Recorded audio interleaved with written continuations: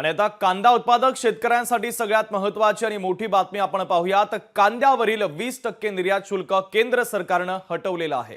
1 April पासून कांद्यावर निर्यात शुल्क लागणार नाही, तर केंद्र सरकारने कांदा उत्पादक शेतकऱ्यांसाठी हा महत्त्वाचा निर्णय घेतलाय आणि त्यामुळे आता शेतकऱ्यांना हा मोठा दिलासा मिळतोय। या संदर्भात मुख्यमंत्री देवेंद्र फडणवीसांनी माहिती देखील दिलेली आहे। केंद्र सरकारने कांदा उत्पादक शेतकऱ्यांना दिलासा देण्यासाठी हा महत्त्वाचा निर्णय घेतला। 1 एप्रिल पासून कांद्यावरती निर्यात शुल्क नाही, केंद्र सरकारने कांदा उत्पादकांना दिलासा दिलेला आहे। या संदर्भात मुख्यमंत्री फडणवीसांनी नेमकं काय म्हटलेलं आहे, काय माहिती दिलेली आहे, आपण पाहूयात। केंद्र सरकारने कांद्यावरील 20% निर्यात कर पूर्णतः मागे घेण्याचा निर्णय घेतलाय। 1 एप्रिल 2025 पासून या निर्णयाची अंमलबजावणी होईल। लासलगाव पिंपळगाव येथून मोठ्या प्रमाणात कांद्याची आवक होत असून या निर्णयामुळे महाराष्ट्रातील कांदा उत्पादकांना दिलासा मिळणार आहे। कांदा उत्पादकांना मोठा दिलासा दिल्याबद्दल नरेंद्र मोदी आणि अमित शहा यांचा अत्यंत आभारी आहे, असं महाराष्ट्राचे मुख्यमंत्री देवेंद्र फडणवीस यांनी म्हटलेलं आहे। कांदा उत्पादक शेतकऱ्यांची बाजू संसदेमध्ये मांडण्याचं काम केलं आणि शेवटी आज सरकारने 20% कांदा शुल्क निर्यात जे होतं ते रद्द केलं। त्यामुळे नक्कीच शेतकऱ्यांना त्याचा फायदा होणार आहे, कारण सध्या कांद्याची काढणी चालू आहे आणि प्रचंड उत्पादन कांद्याचं आहे आणि त्यामुळे माझ्या शेतकरी कांदा उत्पादक शेतकऱ्यांना त्याचा नक्कीच फायदा होईल।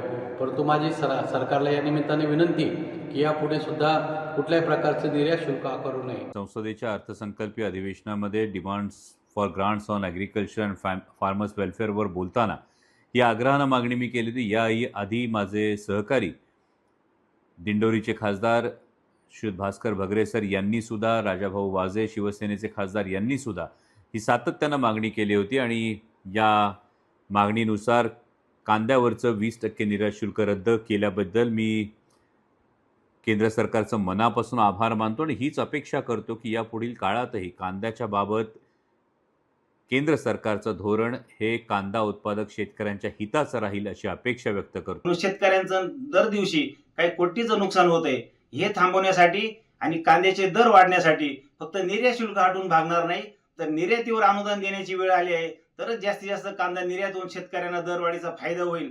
आणि केंद्र सरकारने यापुढील काळामध्ये कांद्यावर कुठलेही निर्बंध घालू नये। कांद्याची निर्यात बंदी असेल, कांद्यावर निर्यात शुल्क असेल किंवा किमान निर्यात मूल्य असेल, यापैकी कुठलेही शेतकरी विरोधी निर्णय, कांदा उत्पादक शेतकरी विरोधी निर्णय केंद्र सरकारने घेऊ नये अशी मागणी आम्ही महाराष्ट्र राज्य कांदा उत्पादक शेतकरी संघटनेकडून करत आहोत।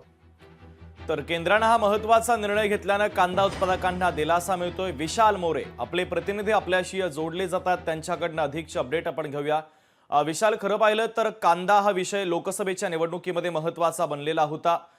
शेतकरी आक्रमक देखील झाल्याचं आपण पाहिलेलं होतं। त्यानंतर मात्र आता एवढे दिवस लागले, अखेर कांद्यावरचं निर्यात शुल्क केंद्र सरकारने हटवलेलं आहे। शेतकऱ्यांना मोठा दिलासा मिळतोय।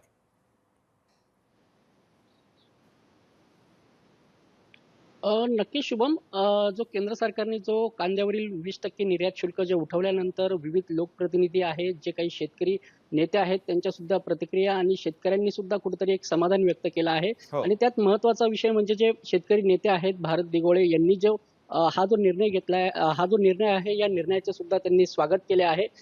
परंतु हा जो निर्णय घेतला आहे हा सरकारने खूप उशिरा घेतला आहे आणि मागील जो कालावधी आहे त्यात कवडी मोल दरामध्ये कुठेतरी कांदा विक्री झाली होती आणि शेतकऱ्यांचं नुकसान झालं होतं। आणि आगामी काळात जर बघाल तर उन्हाळी कांद्याची जी लागवड आहे ही मोठ्या प्रमाणावर झाली आहे, त्यामुळे भविष्यातली जी कांद्याची जी आवक आहे ही मोठी असणार आहे। त्यामुळे या कांद्या निर्यातीवर कुठेतरी आता अनुदान पाहिजे अशी त्यांची एक ठोस मागणी आहे।